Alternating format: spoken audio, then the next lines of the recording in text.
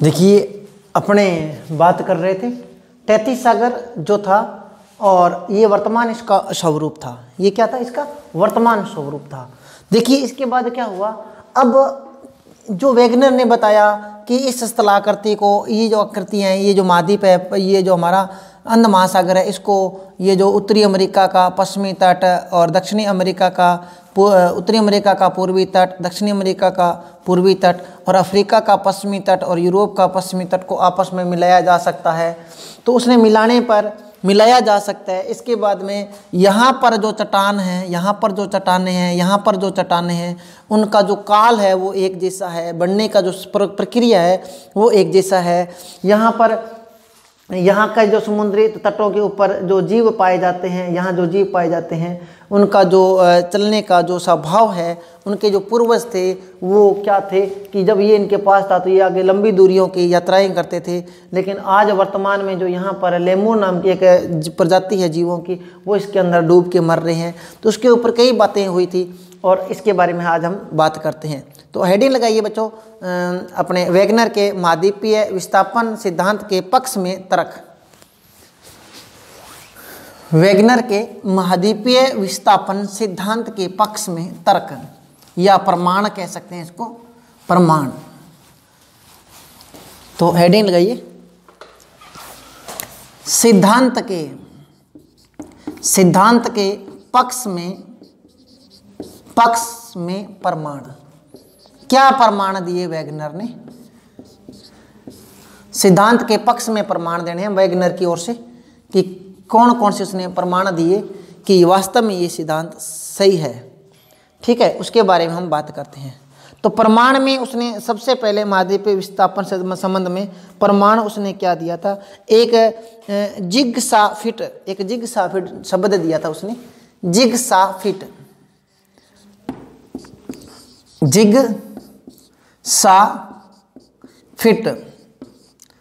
जिग्साफिट।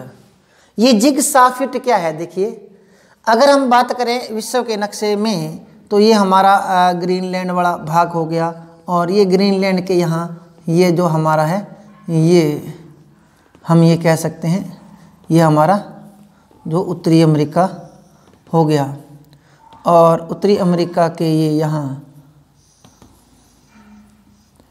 ये हो गया और इधर हम कह सकते हैं ये हमारा यूरोप महाद्वीप हो गया, यूरोप। अब इसके बीच में आपको पता है अटलांटिक महासागर आ गया, अटलांटिक महासागर आ गया, अटलांटिक महासागर। देखिए अटलांटिक महासागर के ये जो अटलांटिक महासागर का पूर्वी किनारा है और ये अटलांटिक महासागर का पश्चिमी किनारा है। अगर हम बात करें ये उत्तरी अमेरिका का ये पूर्वी तट है और ये यूरोप का पश्चिमी तट है। अगर इनको आपस में मिलाए जाए, अगर आपके विश्व के नक्शे को देखा होगा, इनको आपस में मिलाया जाए तो वेगनर कहता है कि आपस में ये दोनों किनारे बिल्कुल आराम से जो मिल सकते हैं, आराम से मिल सकते हैं। तो उसके ऊपर हम बात करते हैं। सबसे पहले देखिए अंध महासागर ये हम कह सकते हैं इसको अटलांटिक महासागर के दोनों तटों को, जो दोनों तट है, दोनों तटों को भौगोलिक रूप में समानता पाई जाती है। ये दोनों तट है, एक इसका जो अटलांटिक महासागर का ये हम कह सकते हैं ये आपका पश्चिमी तट है और अटलांटिक महासागर का ये पूर्वी तट है। इन दोनों तटों में क्या पाई जाती है? समानता पाई जाती है। क्या पाई जाती है? समानता पाई जाती है। दोनों तट एक दूसरे से मिलाए जा सकते हैं। दोनों तट क्या है? एक दूसरे से आपस में मिलाए जा सकते हैं। अफ्रीका का हमारा जो दक्षिण अफ्रीका के जो नीचे हमारा दक्षिण अफ्रीका का जो पश्चिमी तट है और हमारा ये नीचे जो हम बनाएंगे जिसका नाम है दक्षिणी अमेरिका। तो दक्षिणी अमेरिका का पूर्वी तट और यहाँ जो है अफ्रीका का ये अफ्रीका का ये दो तट है। हम बात कर सकते हैं। ठीक है, तो उत्तरी अमेरिका का पूर्वी तट, दक्षिणी अमेरिका का पूर्वी तट, यूरोप का पश्चिमी तट और अफ्रीका का पश्चिमी तट को जब आपस में मिलाया जाएगा तो ये कहता है आपस में मिलाया जा सकता है। इसके बाद है जिस तरह किसी वस्तु के दो टुकड़ों को तोड़ देते हैं, जैसे हम बात करते हैं जैसे कोई वस्तु है जैसे हम कहते हैं कि इसको मैंने जोर लगा के इसको तोड़ दिया, तोड़ने के बाद हम क्या करते हैं, फेविक्विक लेके आते हैं और इसके जो खांचे बने होते हैं उन खांचों में हम लगा के उसके फेविक्विक लगा देते हैं, तो ये वापस में जुड़ सकता है ना। तो उसी प्रकार वेगनर कहता है कि ये जो है ये इसी के हिस्से हैं, ये दोनों है आपस में जुड़े हुए थे।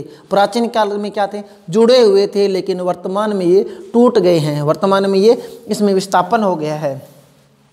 दो टुकड़ों को पुनः आपस में मिलाया जा सकता है, और ये जो मिलाया जा सकता है इसके बीच में जो खांचे बनते हैं, ये यहाँ जो खांचे हम आपस में मिलाएंगे, इनके जो खांचे बनेंगे, ये जो खांचे बनेंगे, इन्हें वेगनर ने इन खांचों के लिए और इसको मिलाने के लिए एक नाम दिया था, जिगसा फिट। क्या नाम दिया था, जिगसा फिट नाम दिया था। और जिगसा फिट के अंदर ये कहता है उसको जिगसा फिट कहा। इसी प्रकार उत्तरी अमेरिका का पूर्वी तट और यूरोप का पश्चिमी तट को तथा दक्षिणी अमेरिका का पूर्वी तट और अफ्रीका के पश्चिमी तट को मिलाया जा सकता है। ठीक है। दूसरा जो हमारा है, पहला हमने कर दिया, दूसरा है भूगर्भिक प्रमाण। यहां हम लिख सकते हैं तटों में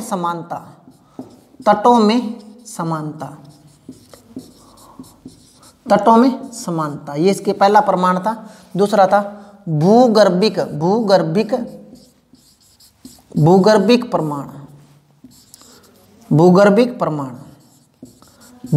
प्रमाण का अर्थ है कि जब हम इस भूगर्भ के अंदर इसकी खुदाई करते हैं तो भूगर्भ के अंदर खुदाई करने पर हमें ये यहाँ पर पता चलता है कि यहाँ ये जो तट है, इन तटों पे जो चट्टानें पाई जाती है, इन तटों के ऊपर जो चट्टानें पाई जाती है वो सेम ही इन तटों के ऊपर चट्टानें पाई जाती है, इन तटों पर पाई जाती है। चट्टानें हो, कुछ भी चीज़ हो, तो वो जो यहाँ मिलेगी वो यहाँ मिलेगी। तो भूगर्भिक जो तथ्य है वो भी यही कहते हैं कि देखिए भूगर्भिक प्रमाणों के आधार पर जो महासागर है, यह हम बात करेंगे अटलांटिक महासागर है, इनके तटों के ऊपर कैलेडोनियन व हार्सियन पर्वतों का क्रम में समानता पाई जाती है। ठीक है। तो यहाँ पर कैलेडोनियन और हार्सियन नाम का पर्वत है, इनमें जो कालक्रम है वो समानता पाई जाती है। तीसरा क्या है, देखिए तीसरा है वनस्पति, जो मिलने वाली जो है वो वनस्पति में समानता। यहाँ लिखिए तीसरे में, तटों पर मिलने वाली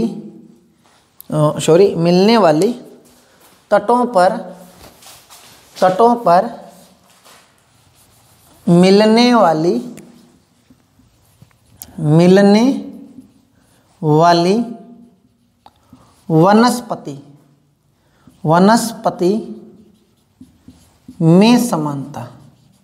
में समानता। ठीक है। दोनों तटों पर मिलने वाली वनस्पति में समानता। तो ये हमारा तीसरा टॉपिक है।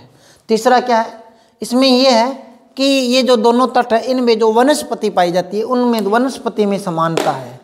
वनस्पति में क्या है, समानता है। अगर वनस्पति में समानता है तो हम ये कह सकते हैं कि ये दोनों तट भी कभी न कभी आपस में जुड़े हुए रहे होंगे, तो ही तो क्या है, समानता है।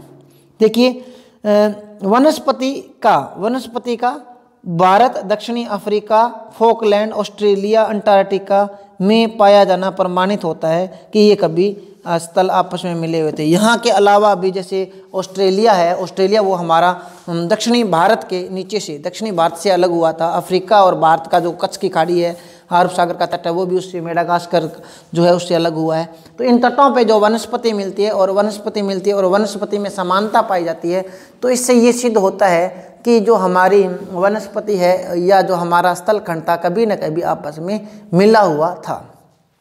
इसके बाद हम आगे नए टॉपिक पे बात करते हैं। नया जो है उसमें है, देखिए चट्टानों में समानता। टिलाइट वे अवसादी चट्टानें हैं टिलाइट, वे अवसादी चट्टानें जो हिमानी निक्षेपण से निर्मित होती है। भारत में पाए जाने वाले गोंडवाना लैंड श्रेणी के तलछटों में प्रतिरूप दक्षिणी गोलार्ध में 6 भिन्न स्थलखंड मिलते हैं। गोंडवाना श्रेणी के आधार तल में घने टिलाइट हैं जो विस्तृत और लंबे समय में हिमा आवरण व हिमाच्छादित रही होंगे। इसी क्रम के प्रतिरूप भारत के अतिरिक्त अफ्रीका, फोकलैंड द्वीप, मेडागास्कर, अटलांटिका और ऑस्ट्रेलिया में मिलते हैं। गोंडवाना श्रेणी के तलछटों की यह समानता स्पष्ट करती है। इन स्थलखंडों के इतिहास भी समान रहा होगा। हिमानी निर्मित टिलाइट चट्टानों पुरातन जलवायु व महाद्वीपों के विस्थापन का स्पष्ट प्रमाण प्रस्तुत करते हैं। इसके बाद देखिए ये कहता है टिलाइट जो चट्टानें हैं चट्टानों में समानता, दोनों तटों की समान, ठीक है, तटों पर चट्टान की समानता, तटों पर चट्टान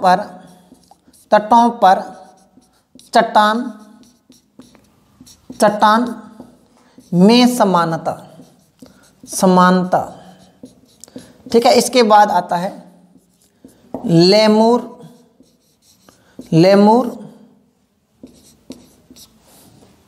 का स्वभाव।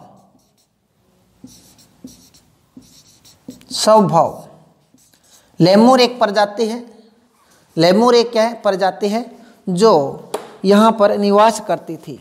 देखिए लेमूर भारत में मेडागास्कर में अफ्रीका में मिलते हैं। कुछ वैज्ञानिकों ने इन तीनों स्थलखंडों को आपस में जोड़कर और स्थलखंड को लेमुरिया की उपस्थिति को स्वीकार किया है। ये कहता है कि भारत, मेडागास्कर और अफ्रीका, भारत और मेडागास्कर और अफ्रीका तीनों तट आपस में कभी समान रहे होंगे और इसकी उपस्थिति में एक लेमुरिया नाम का जीव था तो वो यहाँ रहता था।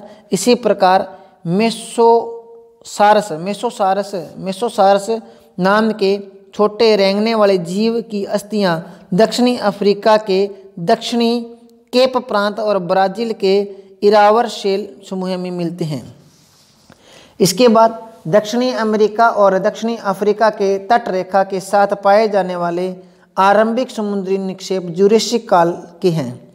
तो देखिए दक्षिणी अफ्रीका और दक्षिणी अमेरिका जो है, अफ्रीका और दक्षिणी अमेरिका के इनके तट पे जो है वो जो निक्षेप पाए जाते हैं वो भी क्या है, जुरेसिक काल के हैं। तो देखिए यहाँ पर भी निक्षेप जो इस महासागर में यहाँ निक्षेप है ये भी जुरेसिक काल के, और यहाँ भी निक्षेप है ये भी जुरेसिक काल के हैं। तो दोनों एक काल का होना, इससे ये सिद्ध होता है कि ये दोनों तट आपस में कभी न कहीं जुड़े होंगे। तो देखिए ये वेगनर ने अपने महाद्वीपीय सिद्धांत के पक्ष में प्रमाण दिए थे, अपने महाद्वीपीय सिद्धांत के पक्ष में प्रमाण दिए थे। लेकिन फिर भी अगर अपने बात करें ज्योग्राफी की भाषा में बात करें तो वास्तव में वेगनर के महाद्वीपीय विस्थापन सिद्धांत को विश्व जगत में मान्यता दी जाती है, ठीक है, विश्व जगत में मान्यता दी जाती है। लेकिन देखें तो जो आलोचक होते हैं वो कभी किसी को नहीं बख्शते। तो वहाँ पर जो आलोचक है उन्होंने जो वेगनर के महाद्वीपीय विस्थापन सिद्धांत के अंदर कई कमियां निकाली है। जैसे दो तटों का जो वेगनर कह रहा है कि दोनों तट आपस में समान जो है, दो तट है आपस में, उनको आपस में सटाया जा सकता है। लेकिन जो आलोचक है वो कहते हैं कि ये जो तट है उनको आपस में पूरा नहीं सटाया जा सकता, ठीक है, पूरा नहीं सटाया जा सकता। इनमें बहुत बड़ा अंतर आता है, आपस में अगर सटाएंगे तो बहुत बड़ा अंतर आता है। दूसरी बात वहाँ पे जो है चट्टानों में समानता है या वनस्पति में समानता है, तो इस पे वो कोई वैज्ञानिक जो है वो करार नहीं देते। वैज्ञानिक जो है लक्षण होते हैं उसमें करार नहीं आता, क्योंकि यहाँ पर एक स्वाभाविक बात है कि दो जगह एक स्वाभाविक कारणवंश भी मिल सकते हैं। चट्टानों में समानता, जीवों में समानता, वनस्पति में समानता। ये तो जो आलोचक है वो वेगनर की क्या करना चाहते हैं, आलोचना करना चाहते हैं। लेकिन इन आलोचनाओं को भी देखते हुए यहाँ हम इस तय पे पहुँचते हैं कि आलोचना को देखते हुए वेगनर ने महाद्वीपीय विस्थापन सिद्धांत दिया है, उसका आज विश्व जगत के अंदर वास्तव में सराहनीय सिद्धांत दिया था। और वास्तव में जो आज भूगोल जगत के अंदर इसे एक महत्वपूर्ण देन मानी जाती है। आज हमने वेगनर का महाद्वीपीय विस्थापन सिद्धांत किया है। कल एक नए टॉपिक के साथ पेश होंगे, तब तक के लिए धन्यवाद।